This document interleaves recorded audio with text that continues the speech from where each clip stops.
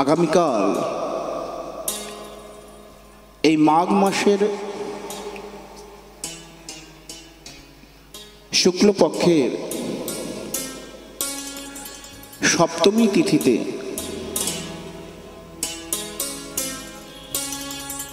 ঠিক মধ্যাহ্নে যিনি আমাদের এই কলিযুগের এই জীবগণকে সাক্ষাৎ মদন গোপাল দর্শন করালেন। শুধু কি মদন গোপাল, তিনি আমাদের কলিযুগের জীবকে শুধু মদন গোপাল না, রাধা ভাবে বিভাবিত মদন গোপাল দর্শন করিয়ে ধন্যাতি ধন্য করলেন।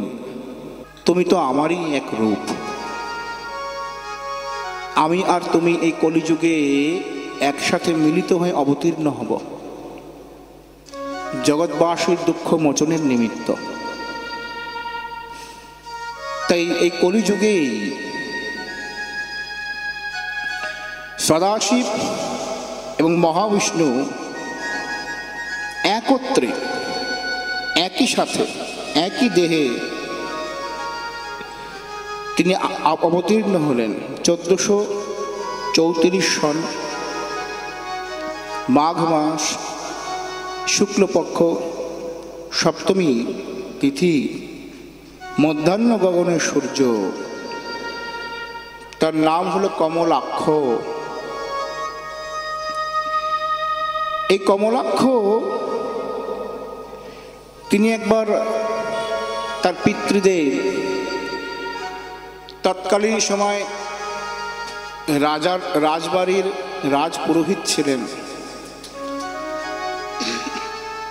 মা দুর্গার আরাধনা হয়ে গেছে। সেখানে দুর্গাপুজোর সময় ধুমধাম করে পুজো হয়ে গেল, পুজো শেষ হয়ে গেছে, বিশ্রাম হয়েছে, সবাই দেবীকে দণ্ডবাদ প্রণাম করছেন। দণ্ডবাদ প্রণাম করতে করতে হঠাৎ কমলাক্ষের আগমন। পিতা বললেন, তুমি দেবীকে প্রণাম করো। কমলাক্ষ প্রণাম করলেন না, দাঁড়িয়ে রইলেন। সবাই বললেন, এ কি, তুমি দেবীর সামনে দাঁড়িয়ে রয়েছে, দেবীকে প্রণাম করছো না, গুরুজনের কথা শুনছো না? কমলাক্ষ কোনো উত্তর করলেন না। তাকে আরেকটু জোর করে তিনি বললেন, আমি প্রণাম করছি, কিন্তু কিছু অঘটন হলে আমাকে কেউ দোষ দেবেন না। তিনি যেমনি প্রণাম করলেন, মাথাটা মস্তকটা তার মাটিতে ঠুকলো দেবীর সামনে। মুহূর্তের মধ্যে দেবীর বিগ্রহ দুম করে একটা শব্দ হয়ে যেন ভেঙে চুরে সবার সামনে ভেঙে চুরে পড়ে গেল। কি করে দাসী হয়ে প্রভুর প্রণাম গ্রহণ করবেন কি করে? তাই বিগ্রহ ফেটে গেল, সবাই অবাক। তিনি ভারতবর্ষে অধুনা শান্তিপুরনাথ, তার সাথে শ্রীদেবী এবং সীতা দেবীর এই দুজনের বিবাহ হলো। তার 6 পুত্র। তার পুত্রগণ, তার মধ্যে যিনি অচ্যুতানন্দ, এই অচ্যুতানন্দজি সাক্ষাৎ মহাপ্রভুরই এক আবেশ অবতার। অচ্যুতানন্দজি এবং কৃষ্ণ মিশ্রজি অদ্বৈত প্রভুর খুব স্নেহের, অতীব কাছের, তার স্নেহ পেয়ে অতীব ধন্য হয়েছেন। প্রত্যেক পুত্রই পিতার স্নেহ পায়, কিন্তু অচ্যুতানন্দ কৃষ্ণ মিশ্র ছিলেন গৌরগত প্রাণ। এই অদ্বৈত চন্দ্রই সাক্ষাৎ তিনি জগৎবাসীর দুঃখ দেখে তিনি সর্বসমক্ষে ঘোষণা করেছিলেন যে জগতের মানুষের এই যে দুঃখ, এদের দুঃখ মোচন করার জন্য আমি আমার প্রভু মদন গোপালকে সর্বজনে দৃষ্টিগোচর করাবো। যদি কলিযুগের সবার সামনে মদন গোপালকে দৃষ্টিগোচর করাতে না পারি, তাহলে আমি নিজে দিগম্বর হয়ে চক্র ধারণ করে পাষণ্ডীর মাথা কাটব। তাহলে পাষণ্ডীর মাথা কাটতে তিনি চক্র ধারণ করবেন। চক্র কে ধারণ করেন? সাক্ষাৎ শ্রী বিষ্ণু। ভগবানেরই অভিন্ন স্বরূপ এই অদ্বৈত চন্দ্র। কৃষ্ণ মিশ্র, বলরাম দাস মিশ্র,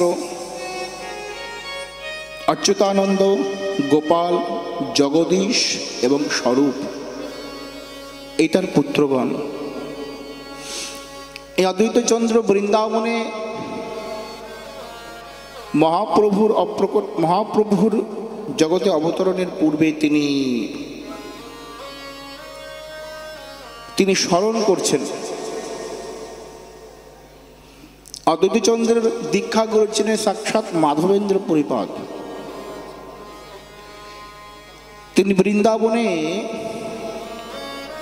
বট গাছের নিচে, যে বট গাছের নিচে সাধন করলেন, কৃষ্ণ চিন্তনে ডুবে গেলেন, সেই বট গাছটার নাম হচ্ছে অদ্বৈত বট।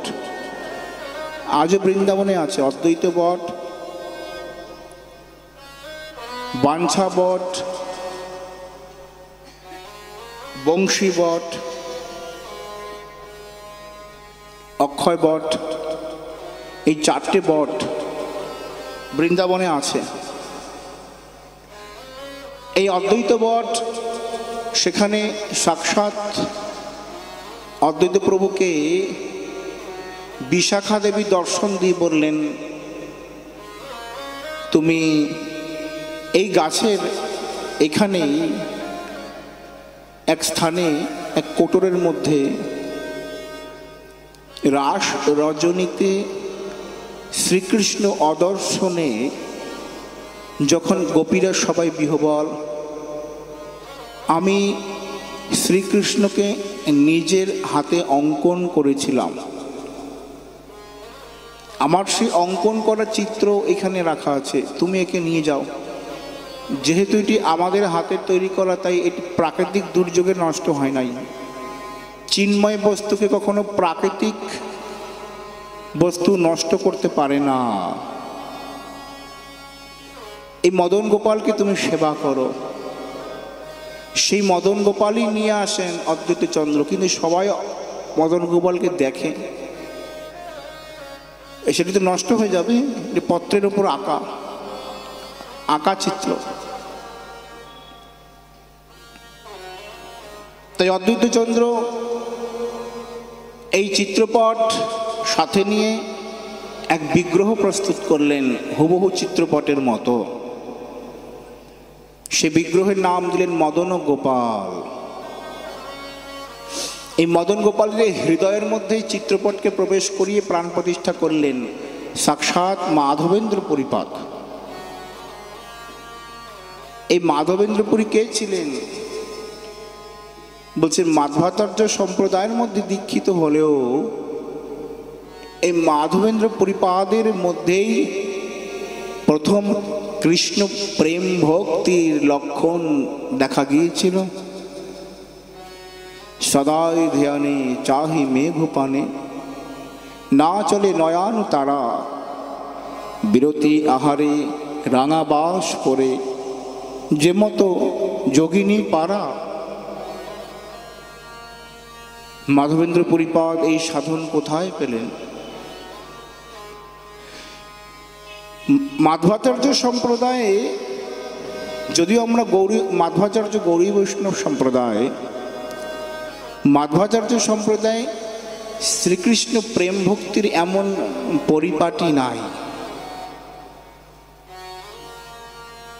শ্রীকৃষ্ণ প্রেম ভক্তির এমন পরিপাটি লক্ষণ নিদর্শন এমন দেখা যায় না। কিন্তু মাধবেন্দ্র পরিপাদের মধ্যে প্রেমের অষ্টসাত্ত্বিক বিকার দেখা দিয়েছিল ভগবত অনুগ্রহে। মাধবেন্দ্র পুরীপাদের শিষ্য ঈশ্বর পুরীপাদ, শ্রীল ঈশ্বর পুরীর শিষ্য শ্রী গৌরাঙ্গ মহাপ্রভু। তাহলে মাধবেন্দ্র পুরীপাদ মহাপ্রভুর পরম গুরুদেব, মানে দাদু গুরুদেব ছিলেন।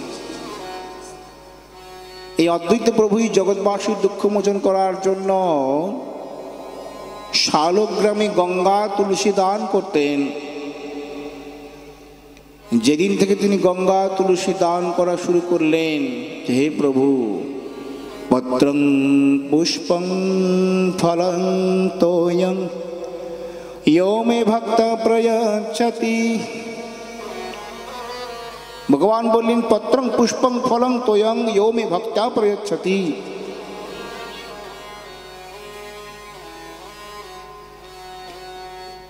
আমাকে পত্র, পুষ্প, ফল, তোয়ং মানে জল যে অর্পণ করেন, আমি তার কাছে ঋণী হয়ে যাই। পত্রের মধ্যে তুলসী হচ্ছে আমার সবথেকে প্রিয়। যে আমাকে একটা তুলসী নিবেদন করেন, আমি নিজেকে নিজে তাকে দিয়ে দিই ভক্তির, তার ভক্তিতে প্রসন্ন হয়ে। তাই অদ্বৈত চন্দ্র ভগবান বললেন, তোমাকে কি দেব? গঙ্গার পারে গঙ্গা তুলসী দান প্রতিদিন নিত্য নিয়ম করে। যেদিন থেকে তুলসী দান করা শুরু করলেন, সাক্ষাৎ সেই দিনই কাজ হয়ে গেল। প্রভু নিত্যানন্দ, বলদেব, শঙ্কর্ষণ, তিনি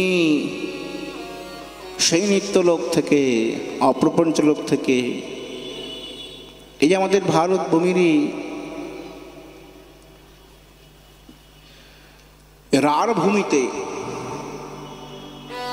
আমাদের এই স্থানটি হলো বারেন্দ্র ভূমি, আর বীরভূমির ওই দিকটা হচ্ছে রার ভূমি।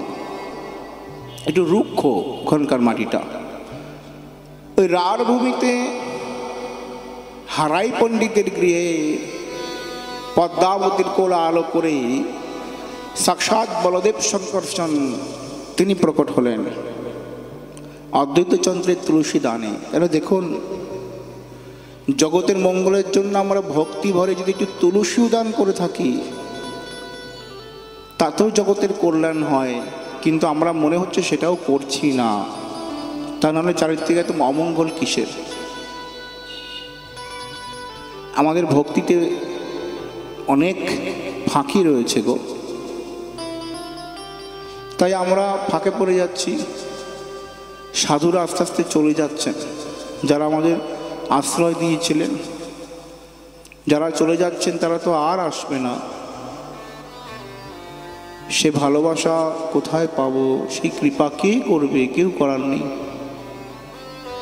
মূর্তমান উদাহরণ আচার্যং মাং বিজান্যাৎ নবমন্যেত কর্হিচিৎ ন মর্তবুদ্ধ্যাসু সর্বদেবময় গুরু। সাক্ষাৎ শ্রী ভগবানের অভিন্ন প্রকাশ স্বরূপ সাধুগণ পৃথিবী ছেড়ে চলে যাচ্ছেন দিন দিন। ধরণী রত্নশূন্য হয়ে যাচ্ছে। তাই এখন থেকে আমাদের প্রত্যেকের ধর্মকার্যে মন দিতে হবে। অদ্বৈতচন্দ্র তুলসী দান করার 12 বৎসর পরে যখন অদ্বৈত প্রভু মনে মনে ঠিক করলেন আর তুলসী দেব না, অনেক দিয়েছে, আসার কোনো নাম নেই, কোনো ঠিক ঠিকানা নেই। একদিন গঙ্গা স্নান করছেন, গঙ্গায় তুলসী দান করলেন। নারায়ণকে গঙ্গা তুলসী দান করতে হয়, তিল তুলসী দান করতে হয়। গঙ্গা তুলসী যেমনি দান করলেন, তুলসীগুলো উজানের দিকে বেয়ে চলে গেলেন।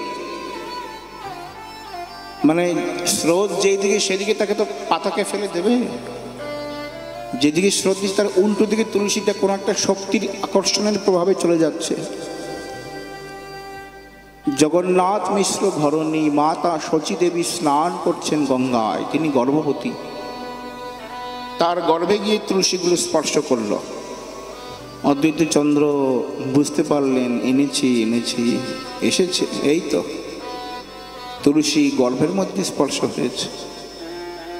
এই অদ্বৈত প্রভুর জন্যই এই জগৎবাসী আমরা ধন্য হলাম। প্রভু সীতানাথের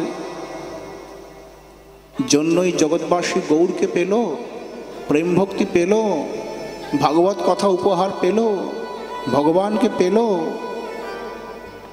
ভগবানের অহিতকে করুণা পেল। অনর্পিত চরিং চিরাৎ করুণাবতীর্ণ করো সমর্পিতম উন্নত উজ্জ্বল রসাং স্বভক্তিশ্রিয়ম। যা কখনো কেউ অর্পণ করেন নাই, দেয় নাই, তা ভগবান দিলেন। শুধু তাকে চিন্তা করব, তাকে জানবো, বলি যে এনেছে তাকে আগে জানো। তিনি না আনলে কোথায় পেতে, তিনি না আনলে কি করে পেতে? তাই সংক্ষেপে শ্রী অদ্বৈত চন্দ্রের দুটো মাত্র কথা বলার সুযোগ পেল না। বিস্তারিত ব্যাখ্যা বললে তো অনেক সময়, আমাদের তো আজকের ভাগবতীয় কথা অমৃতে প্রবেশ করতে হবে, অনেক আস্বাদন। আগামীকাল শ্রীল অদ্বৈত জয়ন্তী ব্রত, অদ্বৈত সপ্তমী, নবদ্বীপ, নীলাচল, বৃন্দাবন, ভারতবর্ষ, সারা পৃথিবীতে যেখানে গৌড়ীয় বৈষ্ণবগণ আছেন, এই দিনটিতে ব্রত হিসেবে পালন করা হয়। ব্রত শ্রী একাদশীর মতোই ব্রত করতে হয়, পরের দিন পালন করতে হয়। পরের দিন বৃহস্পতিবার 10:01 মধ্যে পালন, সূর্যোদয় থেকে 10:01 মধ্যে পালন। এই ব্রত করলে প্রভু শ্রী সীতানাথের কৃপা হয়। যেমন সীতানাথ প্রভু এই জগতে মানুষের হাহাকার শুনে গৌরাঙ্গকে নিয়ে আসলেন, নিতাইকে আনলেন, তেমনি আমাদের এই ব্রত করলে আমাদের অন্তরের হাহাকারকে অনুভব করে সীতানাথ মহাপ্রভুকে আমাদের হৃদয়ের মধ্যে টেনে নিয়ে আসবেন। বলি প্রভু শ্রী সীতানাথ কি জয় জয় শ্রী রাধে।